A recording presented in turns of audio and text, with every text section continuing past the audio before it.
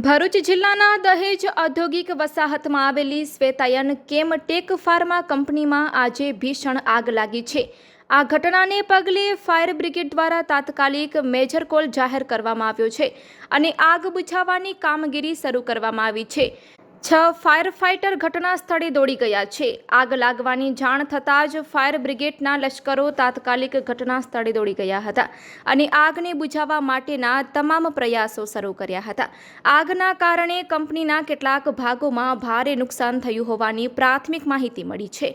આગના ધુમાડાના ગોટે ગોટા દૂર દૂર સુધી દેખાતા હતા, જેનાથી આસપાસના વિસ્તારોમાં પણ ભયનો માહોલ સર્જાયો હતો। આગની ગંભીરતા જોતા પોલીસ અને અન્ય સંબંધિત અધિકારીઓ પણ તાત્કાલિક ઘટના સ્થળે પહોંચ્યા હતા। અધિકારીઓએ પરિસ્થિતિનું નિરીક્ષણ કર્યું હતું અને આગને કાબૂમાં લેવા માટે ફાયર બ્રિગેડને જરૂરી માર્ગદર્શન આપ્યું છે।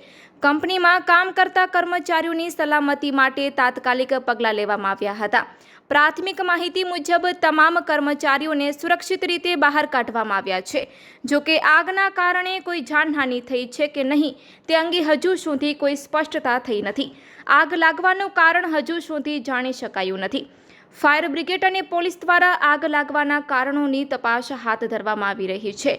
પ્રાથમિક અનુમાન મુજબ કેમિકલ રિએક્શન અથવા શોર્ટ સર્કિટને કારણે આગ લાગી હોવાની શક્યતા છે। આ લખાણ છે ત્યાં સુધી ફાયર બ્રિગેડના લશ્કરો દ્વારા આગ ઓલાવવાની કામગીરી હજુ પણ ચાલુ છે। આગને સંપૂર્ણપણે કાબૂમાં લેવા માટે તમામ પ્રયાસો કરવામાં આવી રહ્યા છે।